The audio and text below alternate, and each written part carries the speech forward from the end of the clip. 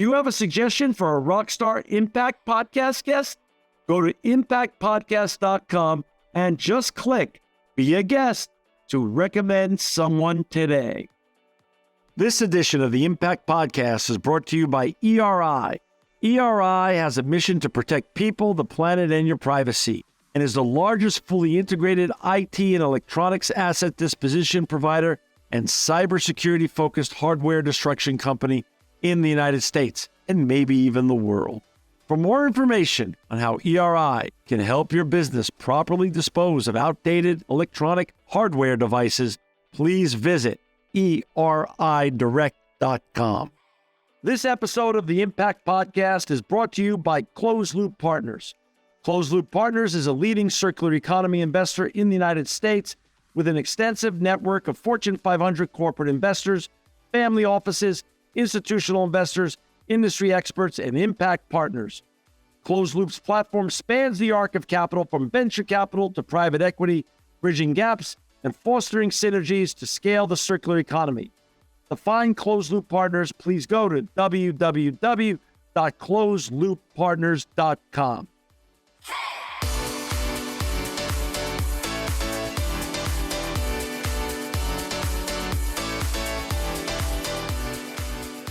Welcome to another edition of the Impact Podcast. I'm John Shigarian. I'm so honored to have with us today Chris Wolfe. He's the Senior Director of Environmental Sustainability at Bimbo Bakeries USA. Chris, welcome to the Impact Podcast.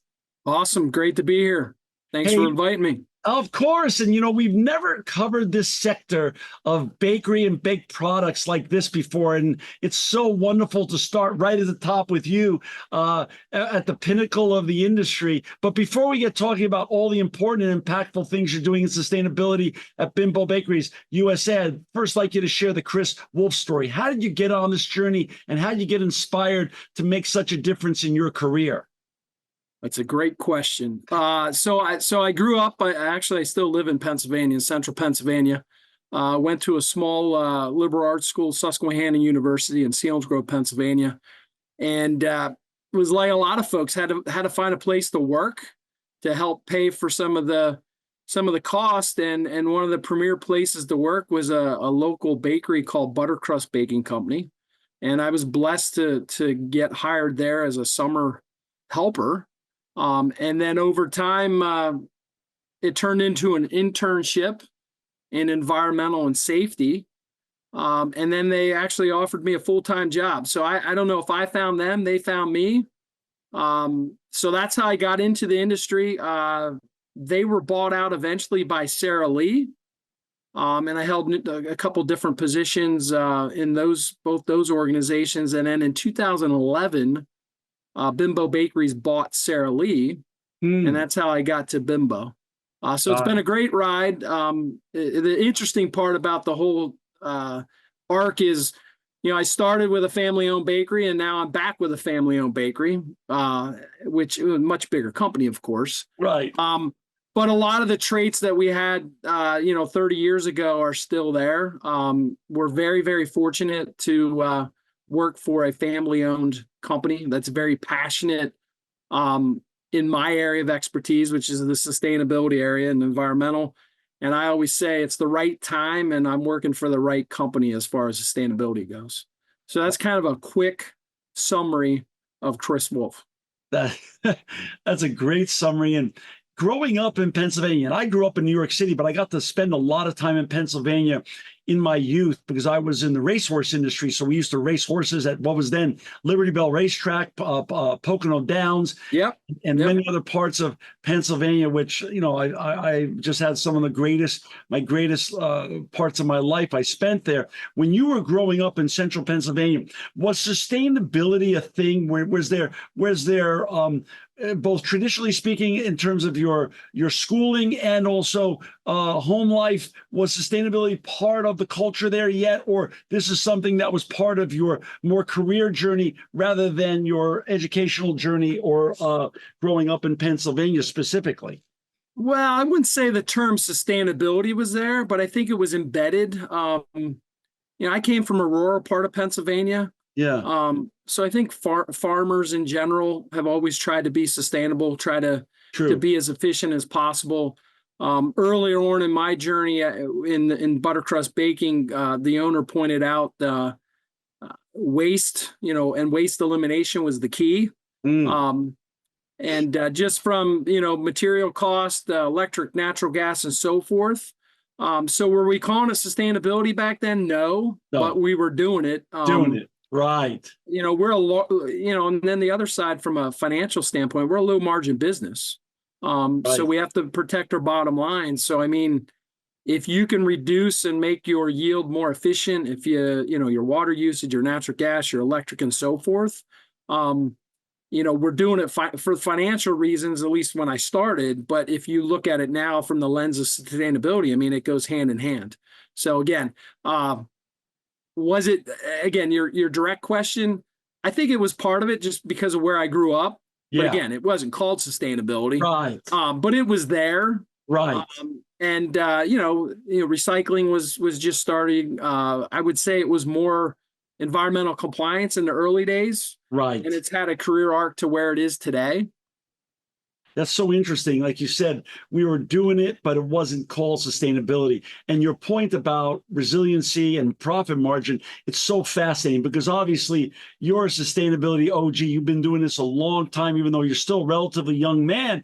What's fascinating, Chris, is back in '07 when I started this show, and there was very few chief sustainability officers even then, though. Like you said, some companies were doing it. But again, it hadn't been a codified sector that had been named and everything else with titles and things of that such.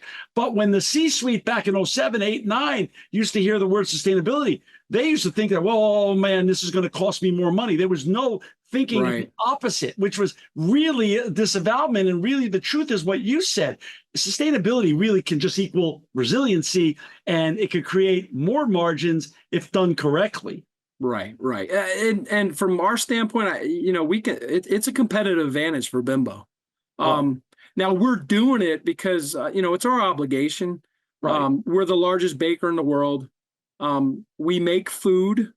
So a lot of the things that roll up under sustainability and it used to be, it was only environmental focused. That's right. Now we look at the product areas. We look at how do we treat our people? I mean, that's a big one too, is 100%. you got to treat your people the right way. They're our greatest asset. And then you throw in the planet area. And if you look at our purpose, it's called Nourishing a Better World. So we have, it's called Bake for You, which is our product area, Bake for Life, which is the people area, and then Bake for Nature is the planet area, which is where my team mainly focuses in. But there's lots of overlaps in there. So as this journey's expanded, where it used to be compliance related, recycling related, energy related, now it goes across your entire value chain. And that's not unique to Bimbo. That's unique to most consumer goods packaging companies today. True. It's so fascinating what you said. It's sustainability could have been, and historically could have been, like you said, read so narrowly on an EH&S basis, but now the breadth of it, when done right, is all across the whole organization. Right. Chris, just as a little bit of history and also to share with our listeners and viewers to hear about, you are the biggest, you represent, as the Senior Director of Environmental Sustainability, the largest bakery in the world. Let's talk about Bimbo size to start with. Let's talk about what 35 countries you're in and 20,000+ employees. That's correct.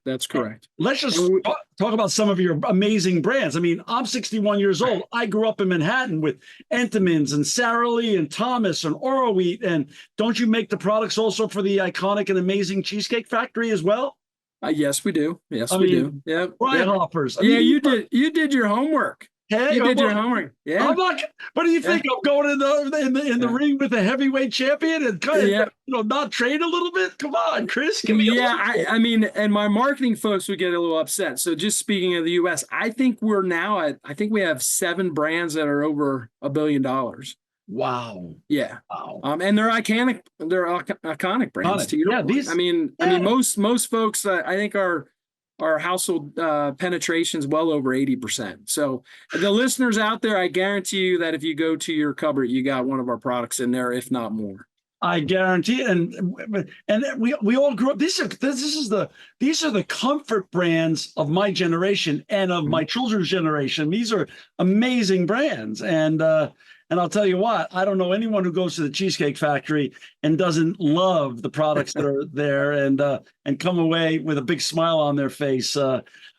Chris, let's get into it a little bit. And first of all, for our listeners and viewers to find Chris and all of his colleagues and the important and impactful work they're doing in sustainability, please go to www.bimbobakeriesUSA.com. bimbobakeriesUSA.com. Talk a little bit about, Bimbo Bakeries sustainability goals. I mean, like you said, you started at a small family-run bakery, got acquired by the amazing brand Sara Lee, and then that got acquired by Bimbo, and now you're working for the largest family-owned, the largest bakery in the world, owned by a family as well. Talk a little bit about your day-to-day, week-to-week, month-to-month, quarter-to-quarter, year-to-year sustainability goals and ambitions at Bimbo Bakeries on a macro basis. Yeah, so first I want to just emphasize, so we're family owned. Srivice family are very passionate about sustainability. It's been in our philosophy since day one. Philosophy is to build a sustainable, deeply or highly productive and deeply humane company. So it's been there since I think it was 1945. Wow. So the fact that our senior leadership team supports it makes my job, the rest of the team. And again, I'm kind of like the spokesperson. I'm blessed. I have a fantastic team that works for me. We get all the support that we need across the value chain to get a lot of the milestones that we get to talk about happen. So if you look at where we're headed, again, I talked about nourishing a better world. Again, that's the purpose. Baked for you, baked for life. So again, baked for you is the product area. Baked for life is the people area. And I want to emphasize they're extremely important. I'm going to focus more for Bake for Nature, which is the planet area, because that's what my team directly leads and supports. So I'm going to kind of tailor the messaging towards that. And then John, maybe later on, if you want to do another podcast specific to Bake for You or Bake for Life, I can connect you with the right people. We would, first of all, the answer is yes, because brands like yours are so important and impactful and doing so many things. It's impossible to fit it all into one podcast, number one. Number two, love to hear about the different divisions so people can understand the interconnectedness of Bake for You, Bake for Life, Bake for Nature, and of nourishing a better world. All very important stuff. So I would really appreciate that. So many brands keep coming back on the show because, as you and I know, Chris, sustainability has no finish line. It's a journey. And so that's really that's where we come from, and it's important. Before we get going, though, I love what's your background here. Win with passion, potential. Win big with passion, potential, purpose. Talk a little bit about that. What does that mean to you? What does that mean to Bimbo Bakeries? Again, that's our DNA. So Tony Gavin's been our president now for about 2 years now. We kind of refreshed some things. Fred Penny, his predecessor, was very supportive of our initiatives. Tony's taken it, continued the mantle. So again, he's our leader at the BBU level, Bimbo Bakeries USA. So we rolled that out about 2 years. That's who we want to be as we go forward, as we're leaders. So yeah, it's the background. It's a nice little caption back there. I love it. And it dovetails into what we're doing as far as this nourishing a better world. So you kind of asked me the question of where we're headed. Yep. So if you looked at, again, what we call Bake for Nature. So if you're looking at the planet area, really we boil it down into 3 areas. So we look at emissions. So ultimately, we want to be zero emissions by 2050. Now, is that an easy lift? No, it's not an easy lift. And we can unpack that here as we go forward. But that's the first tenet is what are we doing to reduce our emissions? So 2050 is zero carbon emissions. But the next biggest milestone is 2030. We want to reduce our thermal emissions. So that's like natural gas and fuels that we burn in our fleet by 50% for scope 1. Scope 3, which is kind of outside of our control. That's tied to our suppliers. That's 28% reduction by 2030. But I have some good news that we've done is Scope 2, which is on the electric front. Sure. Our company in the U.S., and we're well over 90 as Grupo Bimbo, but in the U.S., we're 101% matched for all our electric. So you might say, how did you get here? Yeah, let's unpack what that means so our listeners can understand that. Yeah. So our journey in 2019, we partnered with Invenergy on a wind farm in West Texas. Mm-hmm. It's called a virtual purchase power agreement. It's backed by the EPA. So at that time, it was 100 megawatts, and that covered all of our operations. And when I say all of our operations, it was manufacturing, it was sales, it was the office, everything.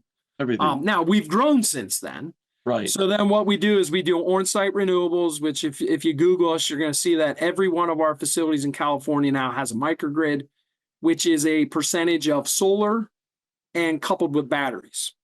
So we have the wind farm, which is, again, a VPPA. Right. We have on-site renewables, and then we go out and we buy renewable energy credits. And we procure it enough and we generate it enough on-site that based on 2023, we're 101% matched. And that was a commitment we made through RE100 at the GB level. And again, in the US, we're already there. So that's what they call Scope 2 emissions. Right. So again, we started this. Okay, so we have the carbon, which is what I just covered. Right. The next big one is waste. And if you kind of go back to my beginning, is waste has always been there. Right. I mean, we've always looked at waste, and we're going to continue to look at waste. I mean, that is technically the definition of sustainability, is the relentless pursuit of waste elimination. Was taught that many, many years ago, carries through to today. It's very practical. So that's in the classical waste sense. So we're always trying to be efficient in our operations as far as the amount of food waste we generate. And then on the sales side is trying to reduce the amount of returns that come back off the store shelves. So that's the waste activities. That also includes packaging. Packaging is part of that number. In the fall of 2023, we were the first manufacturer in North America to produce a post-consumer recyclable package. That's through our Arnold brand for organics. 30% of that package is from PCR. So, John, you're probably saying, what does that mean? Yeah. Essentially, so if I recycle a milk carton at my home, that plastic eventually gets grinded down, reprocessed, and then that gets made into a bread bag. And it's at 30% levels. Wow. So that's the packaging front. So we're continuously trying to look at ways on the packaging. We're trying to get to 100% recyclable or compostable for our packaging. We're just about at 90% in the US. So we're getting there. We're close. And then water's part of that too. I mean, water's a big thing. So we continually look at, and this is all bucketed under what we call waste. Yes. So again, emissions and waste. Yeah. Yep. And now let's talk, you mentioned food. So now, so food is both the food waste that's a byproduct of the manufacturing process, but also food waste is based upon the returns that come back. Right. Yep. Has technology improved during the last, let's just call 5 to 8 years? Oh, absolutely. Absolutely. Yeah. So are you able to turn those food products that are no longer suitable for shelf anymore into another product, such as compost or like that is used for fertilizer or other things? Yeah. So again, the first thing to do with waste is you don't create the waste. Right. So that's our first model. Right. It's not to create the waste. Right. But if it becomes a waste, so the first thing we try to do is we try to get that to people in need. Got it.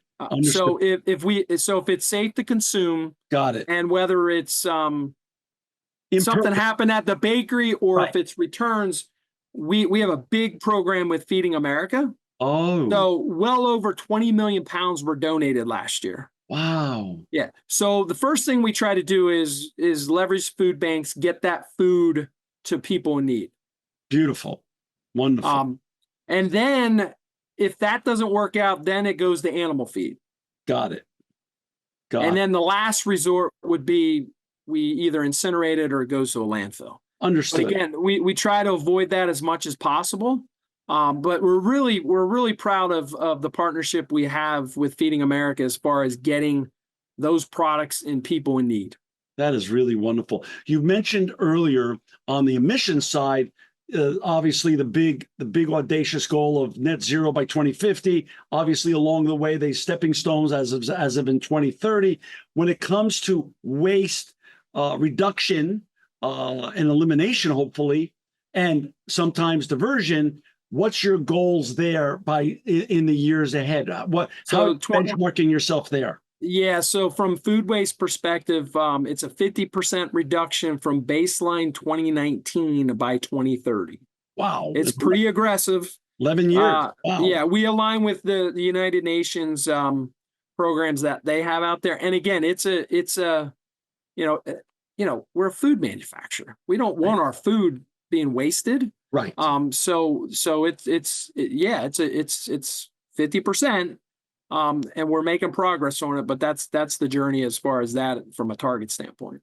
Got it. And then what's the third pillar of the third one is regenerative agriculture, which I watched your podcast from a couple months ago, which I think you talked about. Was that General Mills? Yeah. Correct. Yep. Yeah, that was fantastic. So okay. the last one is regenerative agriculture. So again, the old standard was sustainable agriculture, where you wanted to maintain the levels. Now we're trying to work with our suppliers, with the farmers, to enhance the soil conditions. Right. Because depending on who scientifically who you look at, where the bulk of our main ingredient is wheat. So for most of our products, so where's it come from? It comes from the center part of the state. It's from the U.S. Into Canada. And, depending on what you look at, it could be as little as 50 soil seasons left if we don't take action. So, again, it's our obligation. We want to lead. That's the other big thing about Bimbo is we're the leaders, and we're going to continue to be the leaders. So we're going to partner with our suppliers to work on a sustainable agriculture to enhance the soil conditions. So that's the third component. That's so fascinating. And for our listeners and viewers who've just joined us, we've got Chris Wolfe with us today. He's the Senior Director of Environmental Sustainability at Bimbo Bakeries USA. To find Chris and all of his colleagues and all the important and impactful work they're doing in environmental sustainability, please go to www.bimbobakeriesUSA.com. Talk a little bit about energy. Let's go back to energy again. And for 7 years in a row, you are US EPA's Energy Star Partner of the Year. You've won that award. And 19 of your North American facilities have earned the EPA Energy Star certifications. These are, for our listeners and viewers out there who don't know about Energy Star and level of difficulty, this is no easy feat. And this is something to be massively congratulated on. How do you pull off that level of success with regards to Energy Star and Energy Star awards and certifications, Chris? Well, there's a lot of activities in there, but again, I want to go back to the most, our people are the biggest asset we have. So it's Sure. Frontline engagement is where it all starts. Yeah. Specific to Energy Star, 7 consecutive years. We're the only dedicated food and bev company to ever win it. Which is amazing. Yeah. The bakeries that are certified. So to be a certified bakery, you got to be the best of the best. So you got to be 75% or greater when compared to our peers. So that's how those bakeries get certified. Again, most ever. I mean, we're continuing there. Now it fluctuates year over year, the numbers that we have. Great partnership with Energy Star. I got to give a plug to EPA. That's the right type of relationship you want to have. It's a partnership. It truly is a partnership. We learn from them. They learn from us. I think our Frederick facility was the first baker to ever get recognized. That's called their challenge program. So that's where you demonstrate at least a 10% reduction in your energy intensity within 5 years. And Frederick did it. I think it was well over a decade ago. I don't think it was 2012, maybe 2014. But that's when we started the journey with Energy Star. We're going to continue to support them Matter of fact, I'm speaking on it again next week. So big proponents of that. EPA has another program called the Green Power Partnership. We're on the top 100 list. And if you look at the list, there's some heavyweights on that list. So it's always nice to be on that list. That fluctuates. I think we're 39 on the top 100 list. And that's based on the amount of our electricity that's matched, as I discussed earlier. So just a couple plugs there. Again, we're very proud of those. And it's, again, like I said, I'm the spokesperson. There's so many people involved. I got a great team that works on that. I'd name them all by name, but that wouldn't be fair to everybody because I probably missed somebody. But again, and the leadership team, if we go to them with a project, in most cases, if we make a compelling case, they're gonna say yes. So you got the Energy Star. We talked about the microgrids. The other big thing, if you read I think it was last week, we just announced that we have a partnership with Harbinger on electrical vehicles. Yeah, That's a big, that was a big one. Yeah. So I can't get into specifics like dollars and the number of vehicles. I can just say it's big, but again, it gives us the ability to go to market where it makes sense with a step van that is it runs on electric, and we're going to continue to expand that. We continue to leverage technology on our fleet side. So we define alternative vehicles as anything other than gasoline or diesel. So we have compressed natural gas, we have propane vehicles. Yes, they're fossil fuels, but they burn cleaner. Then you throw in hybrids, big proponent of hybrids. And then we also have the EVs. And then we're going to continue to look at technology as it advances. Someday, maybe it'll be hydrogen. I want to talk about technology in a second. Talk a little bit about, though, reporting. The world, as we know it, has really got big into not only doing the great work that you do at Bimbo USA with your Bimbo Bakeries USA with your colleagues, but then the radical transparency that financial institutions, constituencies, and all those that are in people who enjoy and love your brands. Demand of now the reporting. Where do you guys report? Is there once a year an environmental impact report that comes out and it gets put up on your website? Where do you report on all these amazing achievements that you and your colleagues are doing at Bimbo Bakeries USA? No, good question, John. So most of ours, the easiest way to find out what we're doing is our website, or you go to our annual report. So if you go to the Grupo Bimbo annual report, there's a huge section on sustainability. Got it. Of all the good work we're doing. We also have external, so CDP, GRI, these are reports that are tied to financials. They're also just tied to, we're putting them out there for the NGOs so that we know what our carbon footprint is and our impact. So they're two big ones. Consumers. So we'll talk about consumers. The consumer is more educated now about sustainability than they ever were. So they will pay more for sustainable products. It's very important to them. That's right. So that's the consumer. Associates, new hires, it's important to them to work for a company that has sustainability in their vision, in their mission. And then you come back to customers. So customers like the Walmarts, the Targets, the Costco, and so forth. It's extremely important to them. And they don't just look at it from, again, our main discussion today is the planet area. Sure. But they also look at it from a social standpoint. Is again, how do you treat your associates? And that's where diversity, equity, and belonging. We're big into community activities. We want to be a good neighbor. That's where that all comes into play. You mentioned the employee part. That's really an important part in a post-COVID world where employee engagement is maybe more important than ever before.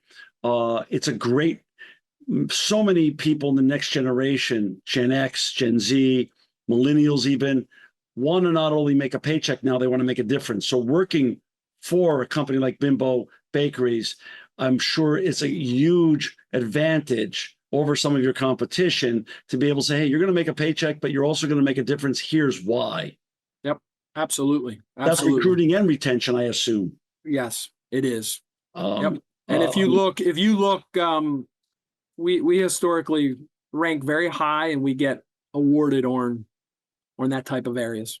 Talk a little bit about technology. We can't wake up any morning without, turning on TV and watching either Bloomberg or CNBC or reading the New York Times or Wall Street Journal and not reading about NVIDIA and AI and this whole, hype cycle that we're in with regards to AI. And I don't mean that negatively. I don't mean hype cycle as a derogation on what's going on, but it is. It's every day in the news. How is AI and other technologies, or robotics and automation, going to continue to help you in your journey with regards to environmental sustainability and making a company that's more sustainable and more resilient for not only today, but for the years ahead? Yeah. So as far as technology go, our culture is we embrace it. And again, that starts with Danielle Cerviche and the senior leadership team. So they want us to embrace it.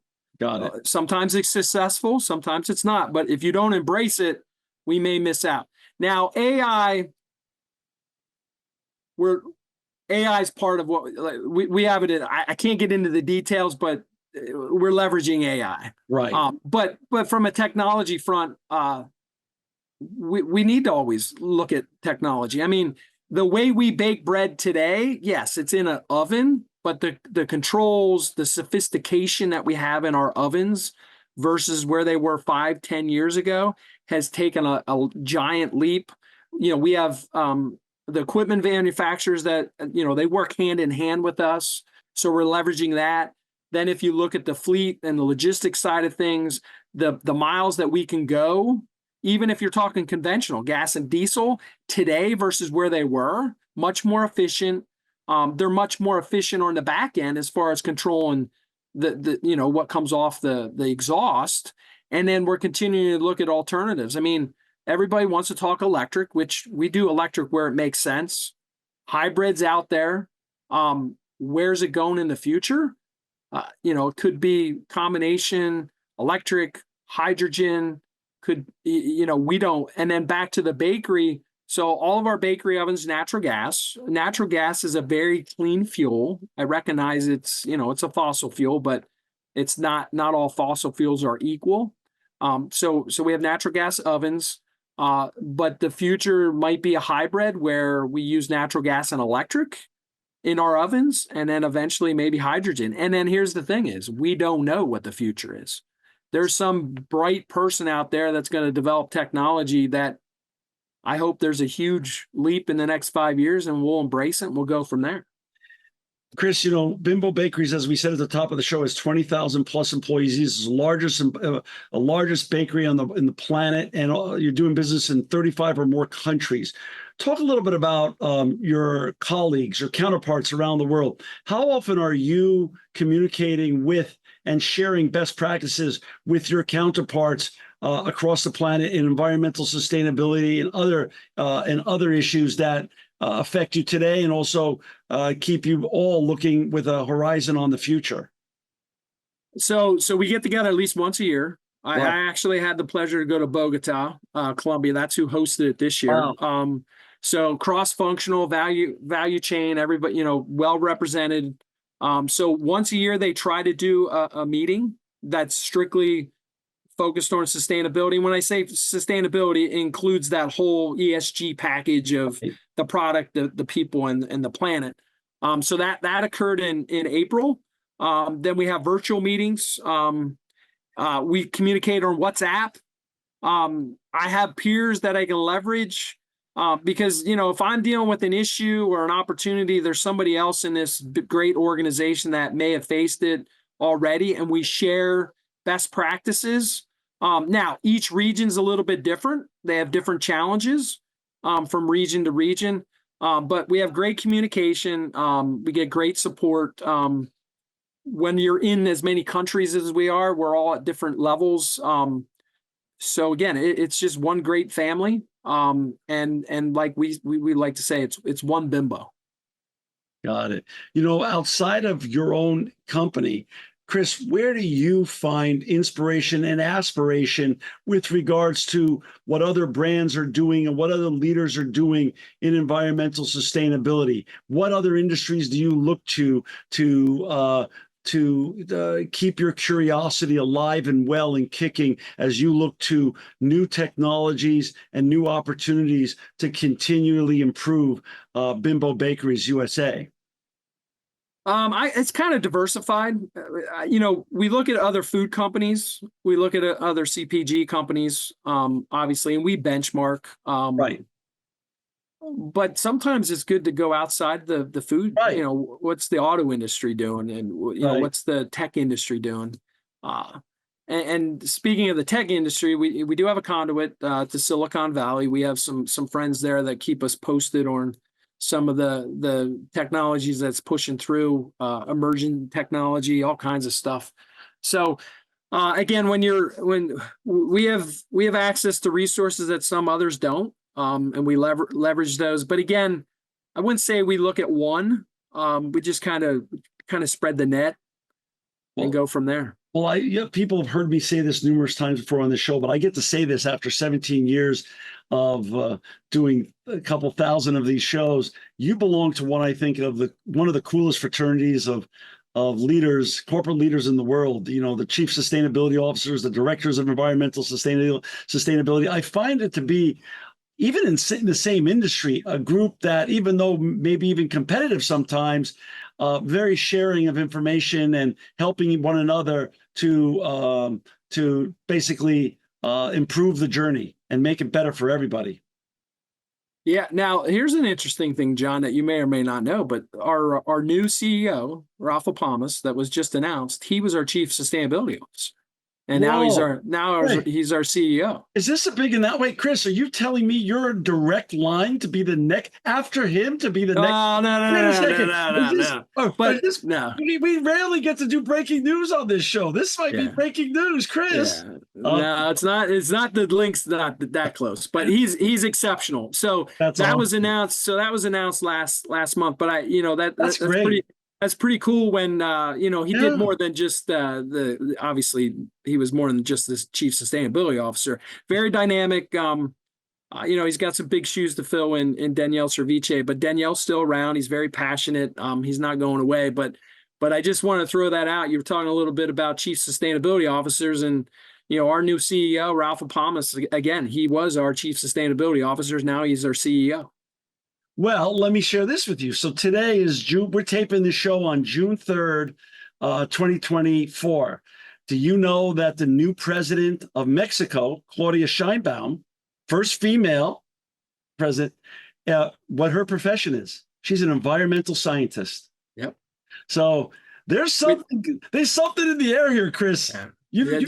You might be running for U.S. Senator or something soon in Pennsylvania, because seriously, all kidding aside, I'm so glad you shared what you shared, because listen, is there an issue that Congress or the Senate, I mean, of course, there's hundreds of important issues, but there's really nothing to talk about if we don't get on the ball here and decarbonize this planet and heal the planet from all the industrial revolution and pre-industrial revolution harms that we did to this planet, including current harms that still get to be done. I mean, there's nothing else to talk about. So it's a baseline issue. The cleaner water, cleaner air, better environment and everything else. So it's being recognized. People are voting not only with their pocketbooks, but with their actual votes. Yeah.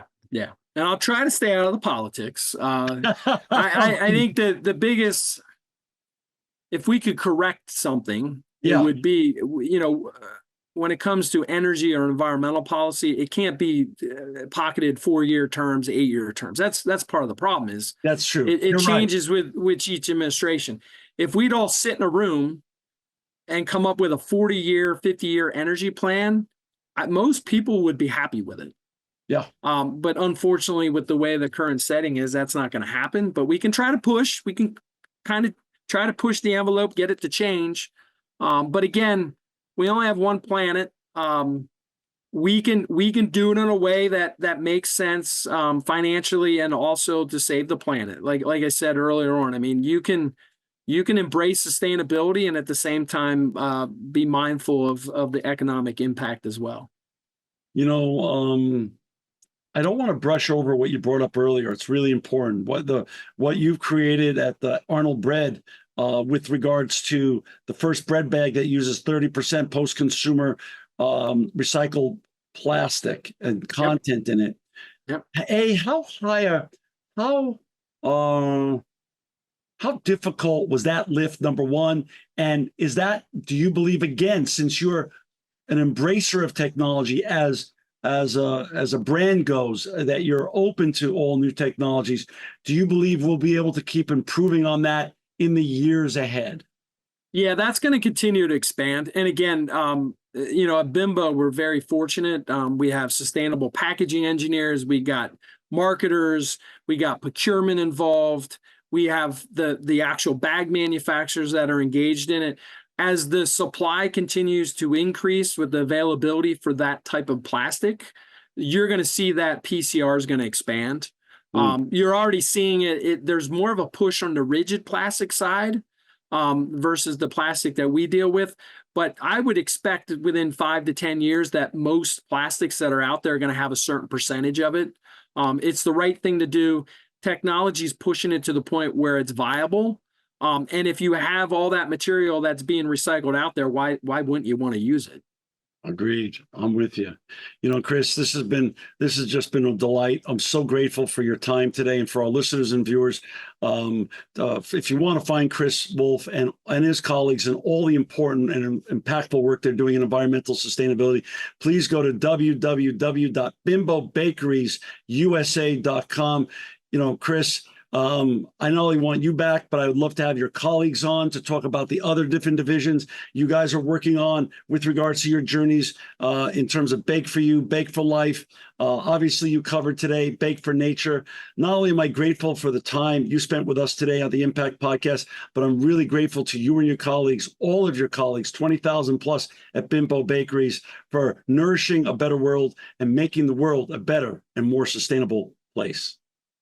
Appreciate the opportunity, John. And again, I want to reach out to all of our associates. They make everything we do happens because of our associates, and again, because we get all the support from our leadership team. So thanks to all. This edition of the Impact Podcast is brought to you by Engage. Engage is a digital booking platform revolutionizing the talent booking industry. With thousands of athletes, celebrities, entrepreneurs, and business leaders, Engage is the go-to spot for booking talent, for speeches, custom experiences, live streams, and much more. For more information on Engage or to book talent today, visit letsengage.com. This edition of the Impact Podcast is brought to you by ERI. ERI has a mission to protect people, the planet, and your privacy, and is the largest fully integrated IT and electronics asset disposition provider and cybersecurity-focused hardware destruction company in the United States, and maybe even the world. For more information on how ERI can help your business properly dispose of outdated electronic hardware devices, please visit eridirect.com.